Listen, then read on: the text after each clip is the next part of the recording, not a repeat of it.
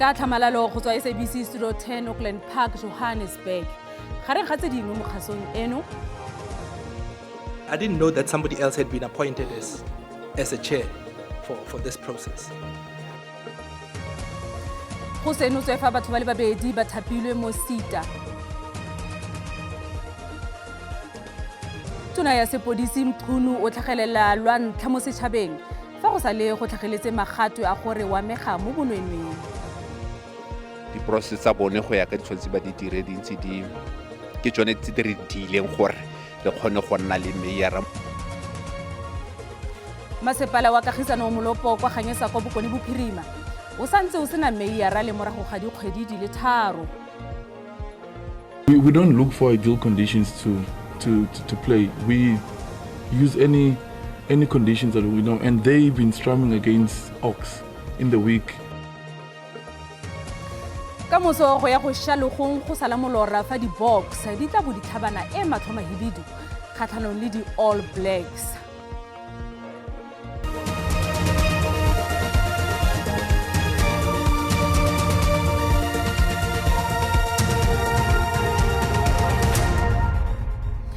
Madume ba gaetsho gompieno ga ke tsamaye ke le nosi fa o gakologelwa sentle la bofelo fa na le fa o rile ke monopola fa modimo o ratile re tla boa re kopana gape ke bua ka ngaka Masego Ezekiel Izimatjila Braizi Khaitsedi ake o nnepile ke bua maruri ba bo senang bana ba phefo ngwaetso sephiri ke nnete se senotswe sa gore go batho ba le babedi ba ba thapilwe mo maemong a bonna setulo ba se tlhopha sa SETA sa go tlhopha le go dira ditsitsinyo. Moadvokata Terry Motau se tsa tlhalositse gore ene le fa mogetse lekwalo ga go ise go tlhape sentle. Komiti ne lotlegelwa ke batho ba le babedi fa ene le ka go kopanya mokgwa o ditiragalo di diragetseng ka one mo go feleleditsweng go tlhophilwe banna setilo ba SETA. Ba parlamente ba ne ba gamaregile fa ba ne ba leka go utlwa ka mmudi wa tiragalo e. Tona ya thuto e kgolwane ngaka Nobuhle Nkabane o ne a tshwanetse go tsenela kopano eo mme o ganne taletso ya komiti ka re o na le ditshwarego tse dingwe. O ne a solofetse go araba ba parlamente ba ba neng ba na le dipotso tse bang le bonna setulo ba boto ya SETA dikgwedi.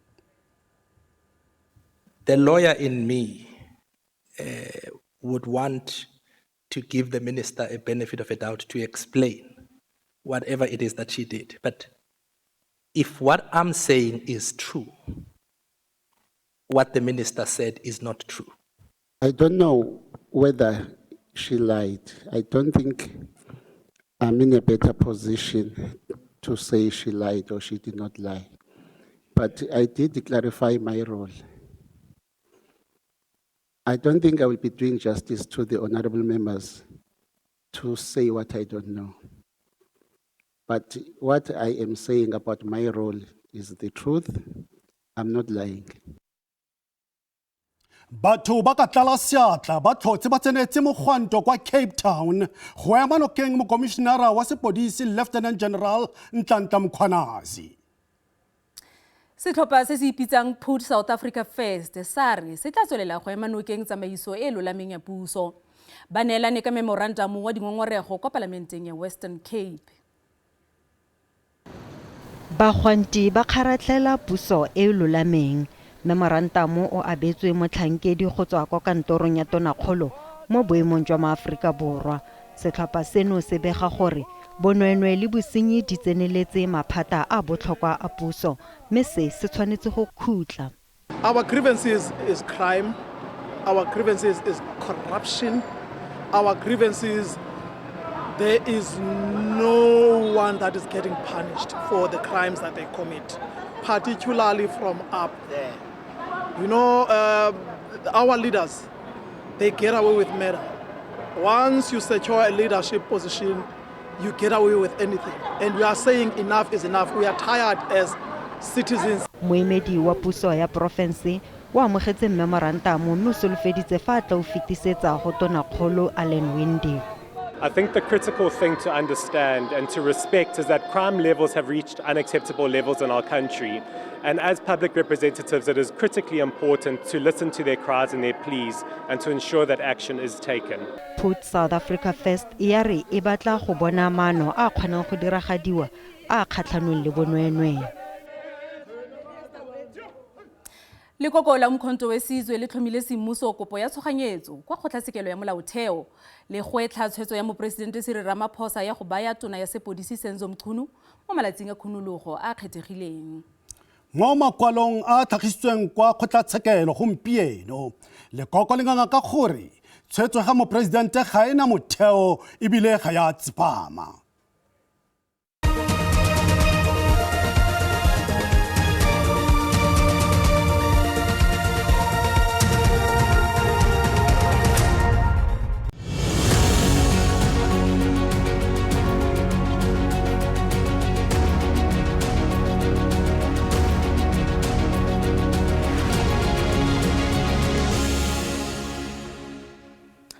Dikgang di a tswelela. Tirelo kgaso ya Afrika Borwa SABC e tsweletse go keteka dingwaga di le 75 tsa kgaso ya dikgang tse diteme tsa batho ba ntsho. Jaanong ka kwa diphaposi kgaso tsa rona tsa kwa Mahikeng re ikgolaganya le yo mongwe yo ke motlhatlhameng yo irileng a se fologa ke be ke se kokomala. Ke bua ka lekawana Duncan Senye. Duncan ra go amogela.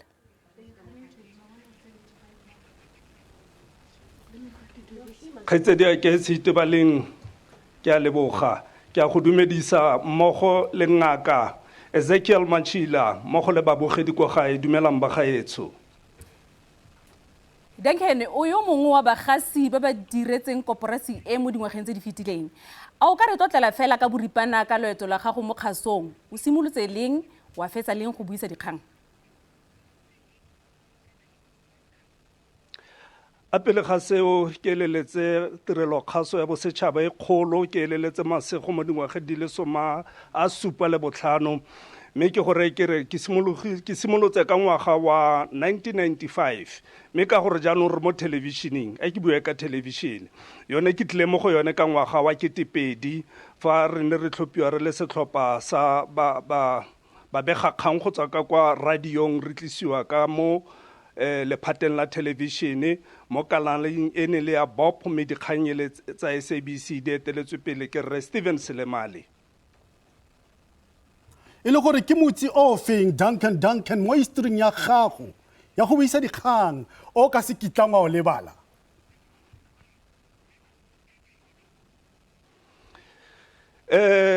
Boammaaruri ke gore ga nkitla be ke lebala motlhang ke ne ke bilediwa ko Gauteng go tetla o ba le mo SABC 2 o bonwe ke Afrika Borwa le Afrika mmogo le dinaga tse dingwe.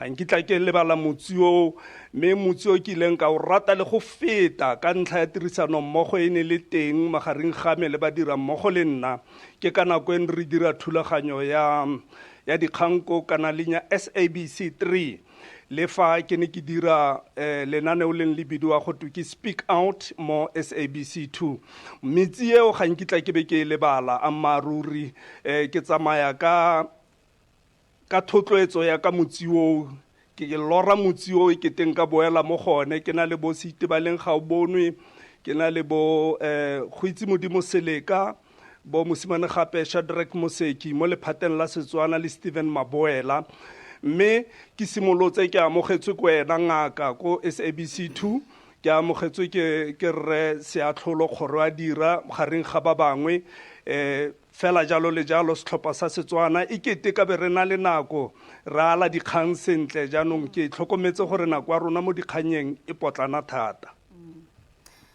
Modanko o dirile le Brazil dingwaga di le dintsi thata go ne go ntse jang go dira le ene? A ke gore ke re go dira le the easy go, that's why ke ne ke mmitsa ke re ke the easy go, he's easy going. Ke ene fela ne tle ra re le mo deskeng o butlwa opela o rwa simolola motlotlo ba bangwe ba le 10 senyana le wena o fitlhile mo wa itse desk eo mma no go le go tsitsipane man go tsitsipane translation e batla le tlotla gore no botsa o mong gore kana diaphragm ke eng ka Setswana yaanong ha batho ba o bile ditlhogo tshaba le go botsa mme ene le motho o na phuthulogile thata ka ba tsatsi lengwa ntlela pina nthare danko ke bona ro rata modimo monna re etsa pina o tlo ye le yone ke ntse ke retsa today Dr. Machila ya ga Pastor Donnie McClacken ya The Days of Elijah. Yo ke a go leboga Duncan ke nnete go ntse fela jalo mogaitsho fa o sa itsitse o re ne re kopana le tsona ka nako eo o tla bona ka nnete gore ga o itse sepe rona re ne re dira motlotlo gore go nna monate ka mo studiong botensi bo go tsitsipana go tsamaele kwa thoko fa go na le dikgotlhangnyana re tsenya modimo ka pina ya go tshwana le ena yo The Days of Elijah. Braizi ke a gopola fa o ne o dira le Dankene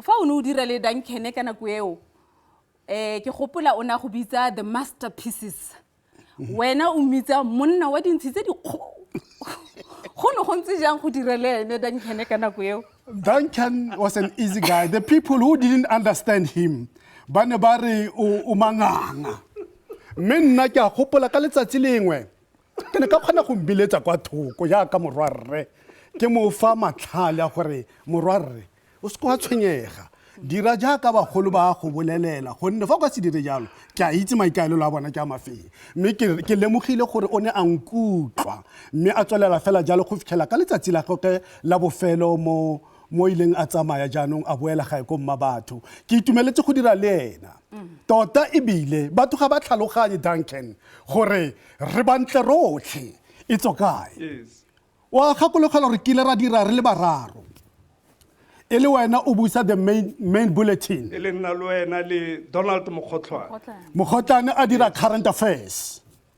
ke dira tsa metshameko mme ka mogore ne re elela ka teng ke sona se sentileng gore ke re bantle rotlhe ne ke kaya rona ba bararo ka Seesimane ba reng or ka Afrikaans ba reng Amaruri ba re the three musketeers go ne go le monate go dira le wena ke ne ke itumelela seo gore puo ya rona e a elela Setswana sa rona se elela sentle go monate ke solo fela ebile ke itse sentle gore moreetsi gwa gae o itumelela se a se utlwang ka go rialo ke go lebogile thata gore re dirisane sentle morwarre. Duncan diphetogo easy go mogaetsho o ka re ga re utlwane sentle mo mogaleng ke ne ke rata go botsa gore kana ga jana kgaso ya ga jana e farologana jang le kgaso ya maloba.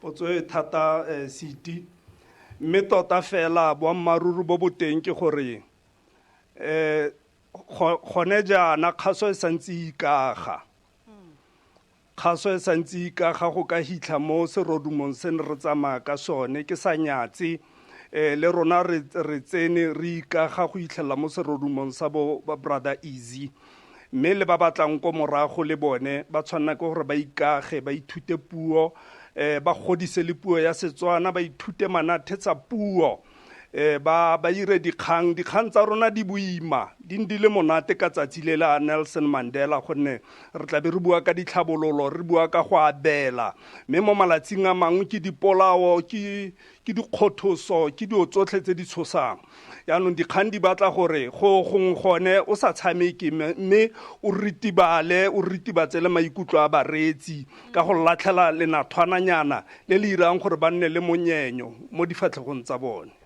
Re tlo re ya papatsong a go re ise jaaka o ne o tlwaetse go dira mogaetso a go re ire fela jaana ra boa.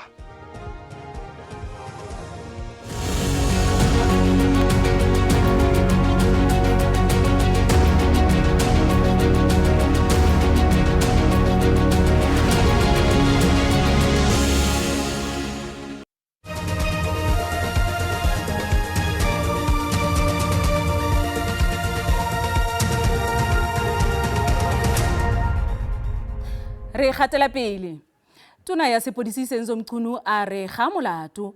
Mchunu o beilwe mo malatsing a khunologo fa go santse go letilwe dipatlisiso ka Khomišene ya Dipatlisiso tsa Bosiamisi tseo di mo golaganyang le segongwana sa disenyi. Ditatofatso di tlhagisitswe ke Mokomišenara wa Sepodisi wa kwa KwaZulu-Natal, Lieutenant General Ntantla Mkhwanazi.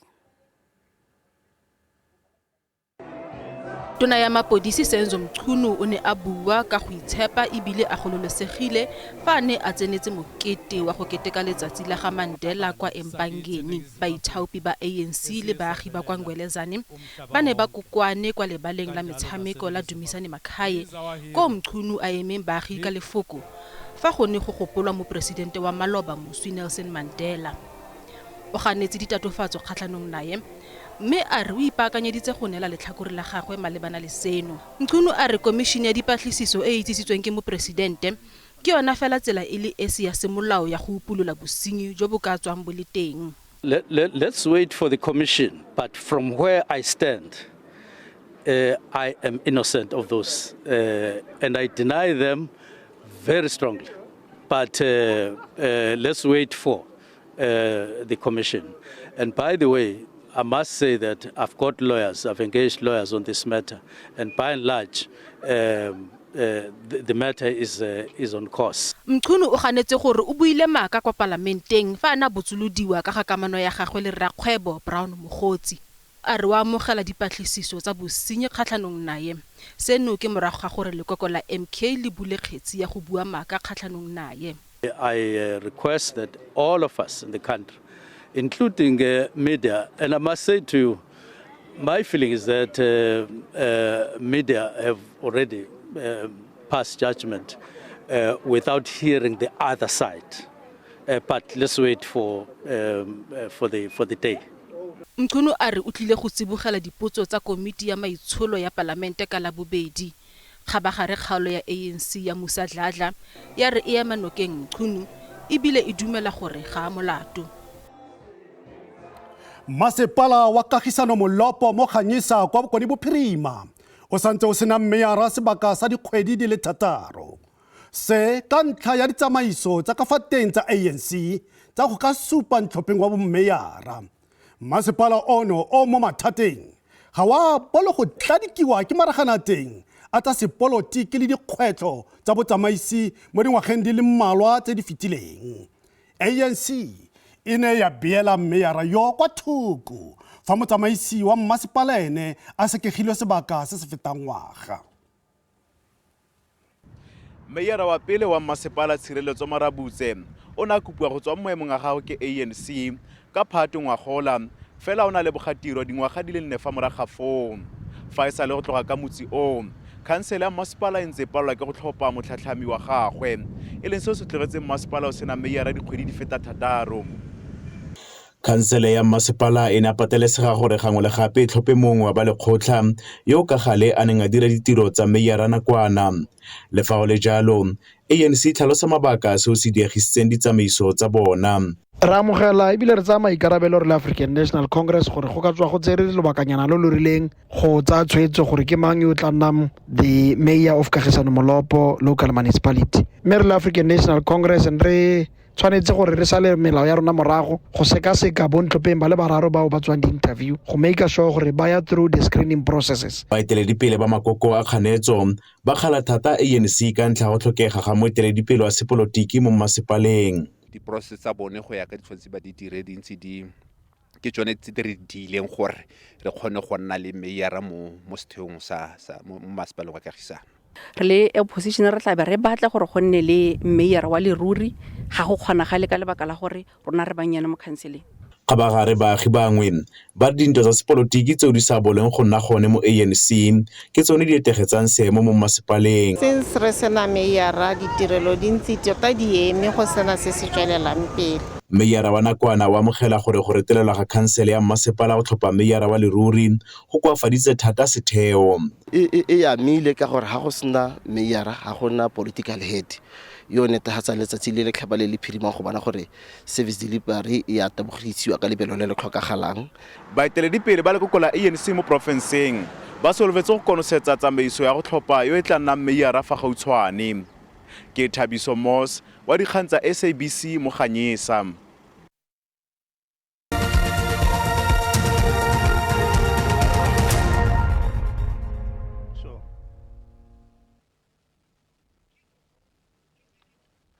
Mogaetso dikgang tsa motshameko tsa re ka moso kgangkgolo ke motshameko wa rugby fa go tlabe go thulane bokomankanna ba le babedi di-senior box le baema kgatlhanong nabo Georgia. Maaforika Borwa ikaelela go ka nna le scrum pele kgatlhanong le baema kgatlhanong ba ba dikgoka ba kwa stadiumeng sa Mbombela. We don't look for ideal conditions to play. We use any conditions that we know, and they've been strumming against Ox in the week, Malcolm and all of them. So that's already tough enough. We try and make trainings as tough as possible. That's why the coaches are able to rotate players and give players opportunities. We take pride on how we do things when it comes to physical side of the game and in our set pieces, you know. And even from the beginning of the year, we said we even though we're still number one in the world, we still want to build our game and keep getting better, you know, because we can't be too comfortable with where we are. A lot of teams, we know they're going to be desperate to come after us. And so the key thing for us is to just keep on improving on how we want to play the game. Tsa di monate ke gore Academy ya mo Afrika Borwa Mario Gomez Hip Hop Dance Academy e boetse gae ka Gouta morago ga go itumedisa babogedi ka methito kwa khaisanong ya motantsho ya sejana sa lefatshe kwa Burgos, Spain. Batantshi ba amogetswe kwa boemafofane jwa OR Tambo International ka boitumelo jo bogolo. Academy e gogotse dimedale di le 30 tse di akaretsang di le 13 tsa Gouta, di selefera di le 12 le di bronze di le 5.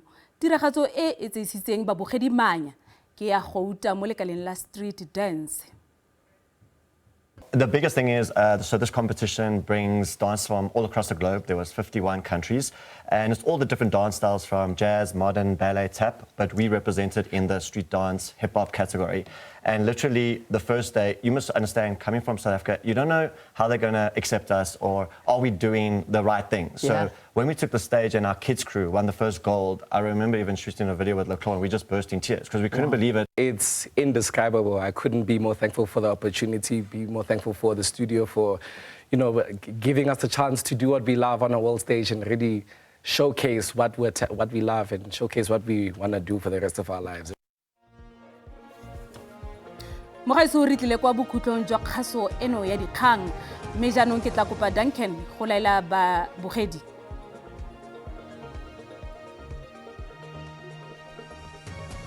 Ke go leboga Seitibaleng mmogo le wena Dr. Machila. Mogaetshotlhe go tlhokokotswa ngono le gone re lebogetse thetso ya gago go bo re kopana gape mo nakong e tla motho wetso a e komakome. Braizi Re tla ga re le bantle rotlhe ka dinako tsotlhe. Gakologelwa re bantle rotlhe ka kagiso le phelo. Lerato mo go le bopelonolo ka ga